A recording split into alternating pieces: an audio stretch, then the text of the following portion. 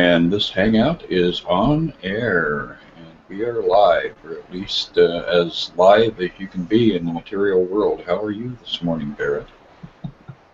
I'm hanging together too, trying to live this sort of zombie life that we sometimes have, but to shake off that deadness and to find the true life that we're hopefully going to explore a little bit today.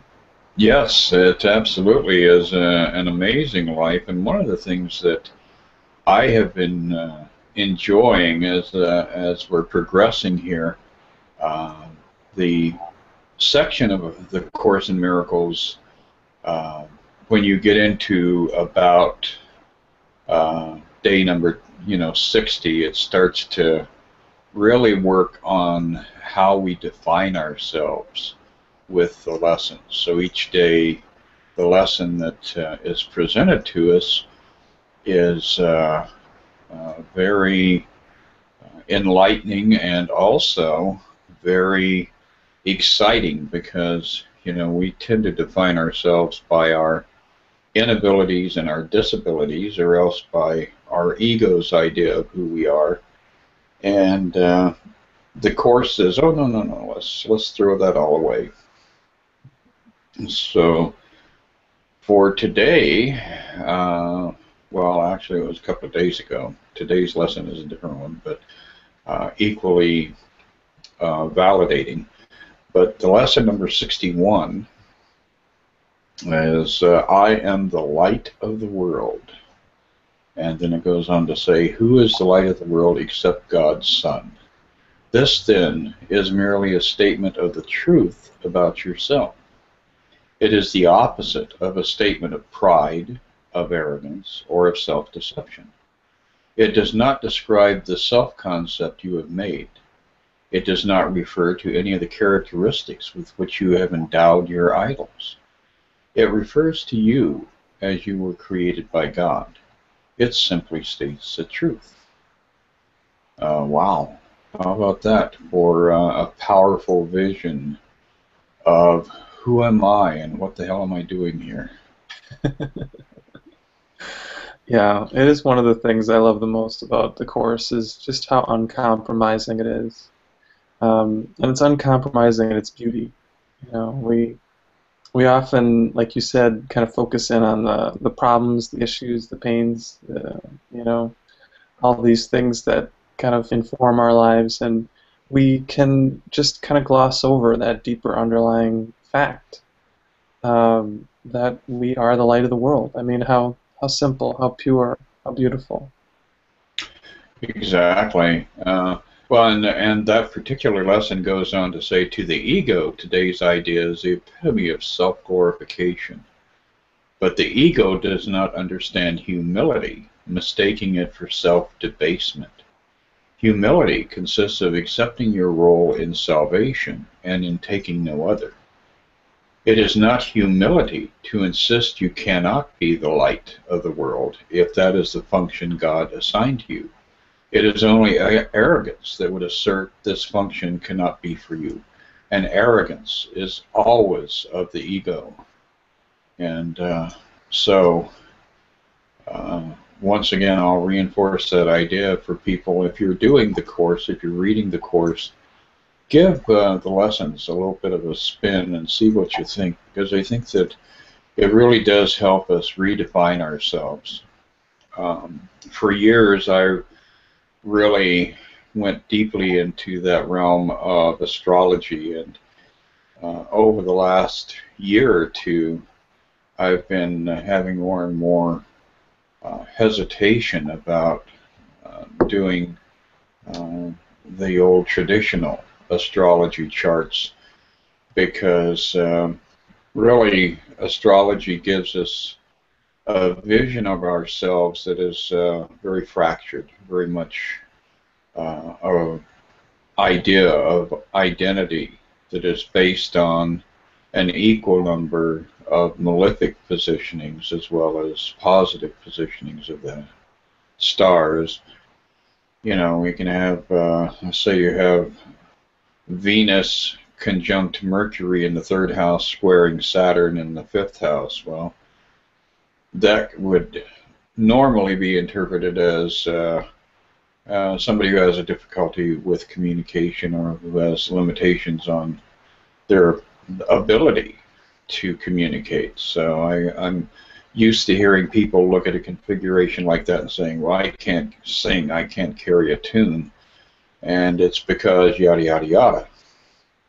So when we're really delving deeply into embracing and identifying with this construct of self as defined by the material or the standard of acceptance here in this dream world, we really diminish ourselves tremendously.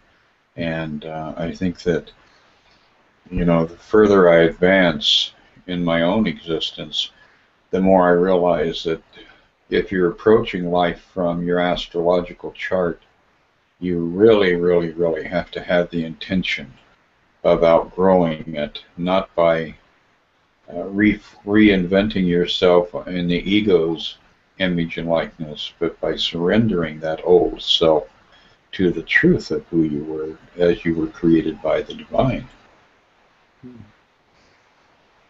Yeah, that's a great point. I mean, when we look at our lives or the lives of others through the perspective of this world, there are the highs, there are the lows, there are the strengths, there are the weaknesses, but ultimately none of those things are really the truth.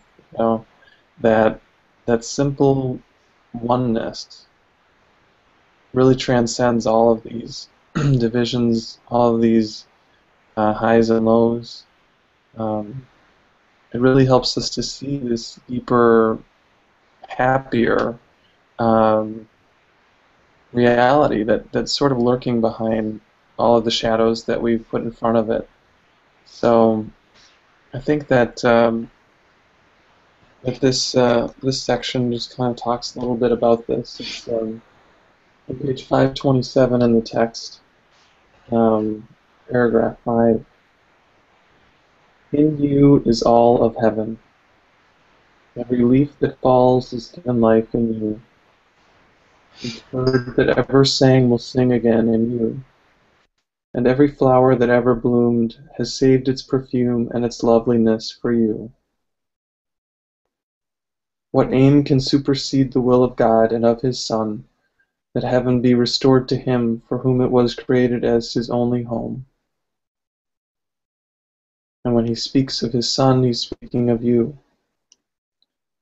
Nothing before and nothing after it. No other place, no other state nor time. Nothing beyond nor nearer. Nothing else in any form. This can you bring to all the world, and all the thoughts that entered it and were mistaken for a little while. How better could your own mistakes be brought to truth than by your willingness to bring the light of heaven with you as you walk beyond the world of darkness into light?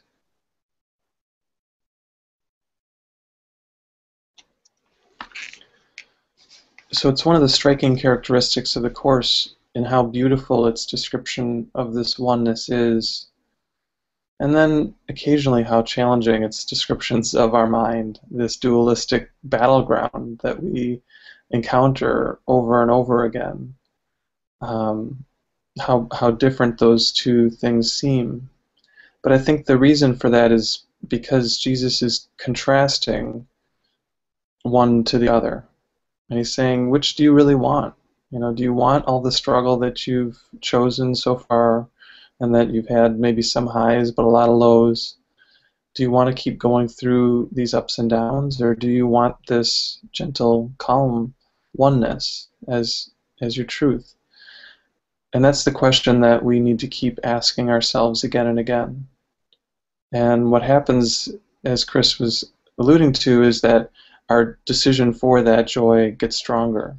We are more and more choosing that in the face of all the different temptations to feel unfairly treated or to feel like we're suffering for any reason. That is very true. And, one of the things that's embedded with every aspect of the Course is that it's not a singular journey. Um, because as you begin to recognize your own true identity within this, there is that next evolutionary step, which is that everybody else that exists in any realm that you inhabit is also the child of God. And so you can't disassociate them and still retain, your own image of perfection as a child created and sustained in the mind of God. So it really is a way to not only go through your own healing process and get back beyond a lot of the ideas that you may hold about who you are and what your life is all about, but it also causes you to approach a lot of old wounded relationships and a lot of old bitter and hate-based images that you have about others, and bring that into that light of healing potential. And as the journey through this world continues to get ratcheted up, and as we expand and move forward, imagine what this would do as far as international politics, as far as national politics, as far as just how people get along with each other in the most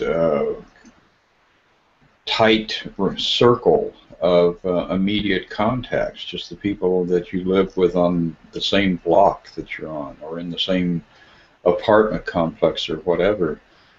So we can see how the Course in Miracles really does have a resolution to all of the ills of this world, and it can be systemic, and it all comes from that initial process of one person recognizing the truth and living in that ongoing state of affirming the truth and disengaging from our inclination to attack each other and to criticize and to point out within other people the flaws that they may appear to have picked up over the course of time.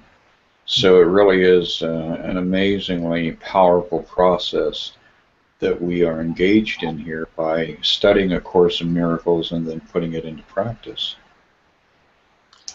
Yeah, it's true. And I think that there are lines in the Course about how when we do our own internal healing, that we look upon a world reborn. And that may or may not be a world that doesn't have conflict. There may still be people who are acting with anger or with victimization in their minds. But when we can stand in that place of knowing our truth, knowing our purity, we only see what they're going through as a call for help, a call for love.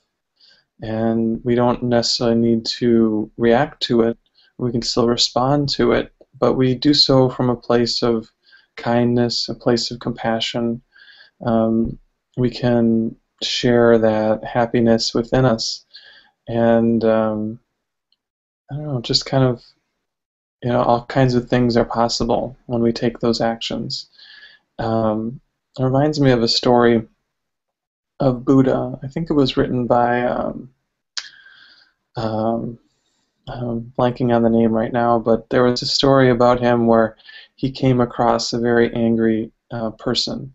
And this person was, very dangerous man, and the Buddha just simply responded to him with compassion and without any fear whatsoever.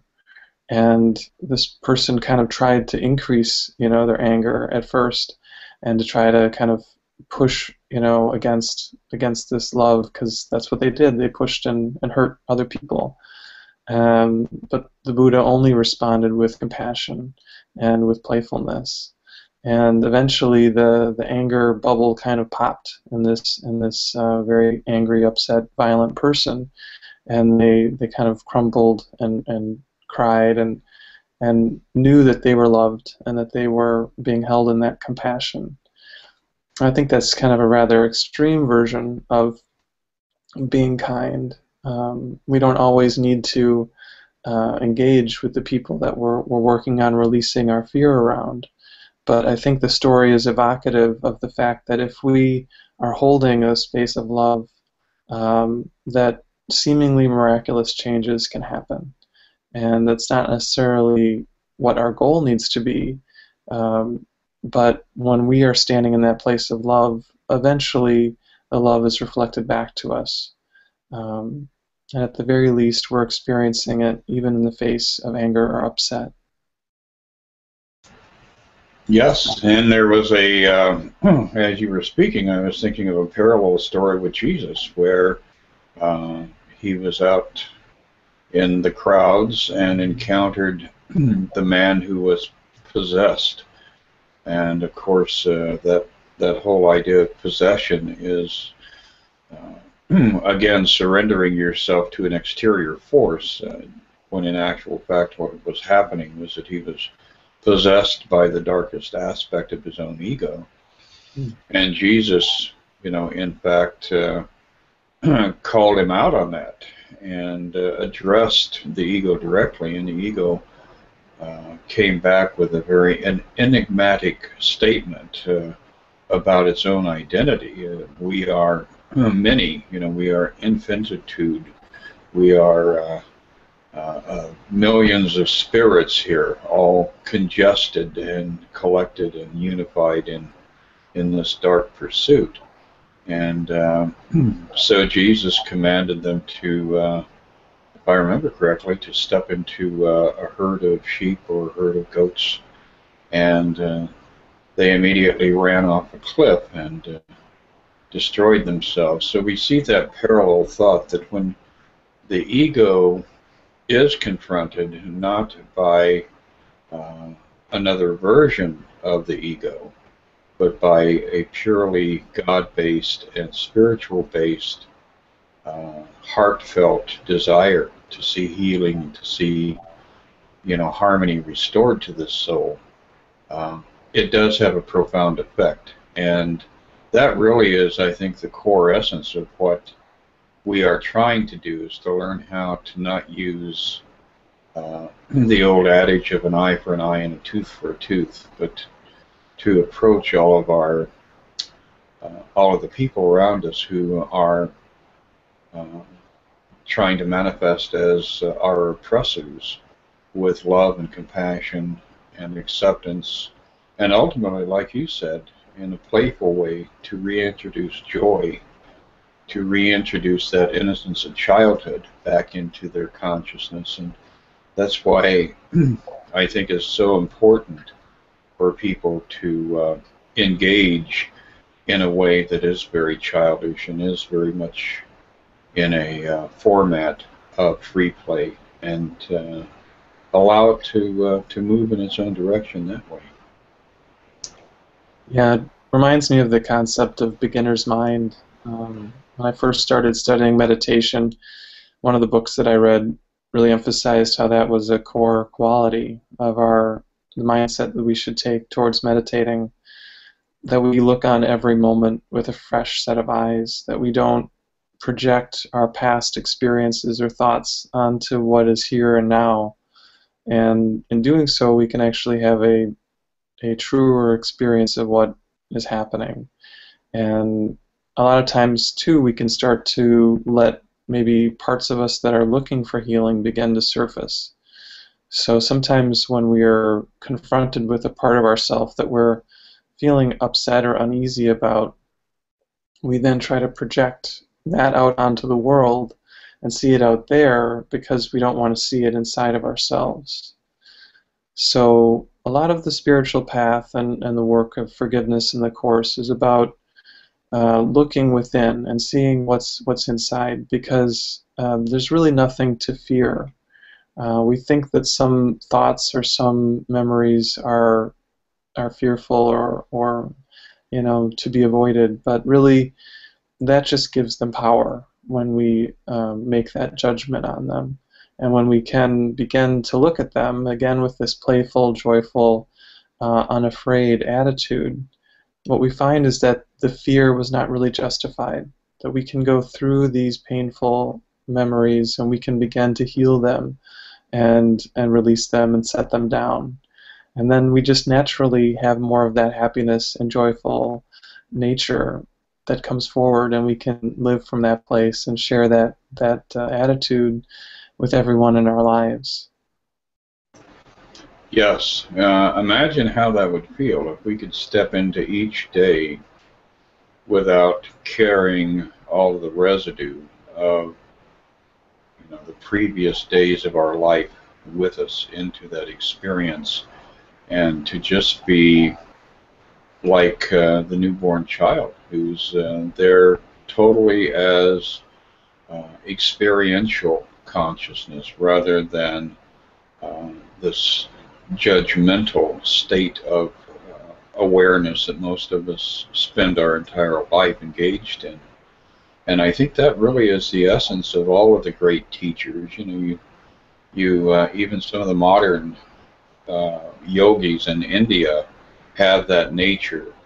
People will say, "Gee, he was just like a child." There was this innocence about his personality. So that really is what we are aspiring to: is to get back to our source and to engage life with that wonder and amazement and that natural state of what is the world bringing to me, and how am I going to respond to it. Yeah. And I think just letting some of these kind of simple ideas in the Course be our reminders. I am the light of the world. I mean, like, that's really beautiful. No, that's a very, very powerful concept, and of course it just continues to get amped up. Each lesson has another way of validating your true identity as a creation of the divine, and even more importantly, it's presented to you in a format that's just basic affirmations. The Course encourages you to get in a few minutes in the morning and a few minutes in the evening telling yourself or repeating this basic validating image of who you are, and then to take breaks throughout the day and repeat this to yourself. So it's not really a tedious or stressful process. It is, in fact, a journey that is very natural and very undemanding, and yet its ultimate effects can be so very profound if you, like I said, get engaged with it and allow it to be a part of the activities of your day. Yeah. It feels like a great place for us to wrap up, and just having that simple reminder being what carries us into the rest of our days. So if this is a line that really works for you at home, feel free to take it and let it inform and remind you of your truth. And if there's another one in the Course or anything else that inspires you, let those thoughts come to your mind. When you're having a little moment of fear or uncertainty, just take a deep breath and remember that line, and let that love come back into your awareness, because it's really always there. We just sometimes lose sight of it. Very, very true. And before too much longer, Barrett, you and I are going to be doing another event here in the Chicago area, so people stay tuned, and we'll be making those plans available to everybody through social media, where you can come and hang out and babble like children, and we'll all have a grand time. Sounds good. Sounds good. Maybe we'll get some bubbles to blow too. Oh yes, actually, my kid, who's 50 years old, is real big with that. We've got bubble machines all over the house here, so He loves spending time in the front yard with the 4-year-old grandson, which is my great grandson, and they definitely are bubble blowers and bubble chasers. So. Anyway, Barrett, you have a fabulous week. We are advancing toward warm weather. Thank you, Jesus. You have a great week too, Chris. This was really great. I'll talk to you soon. All right, sounds good. Bye.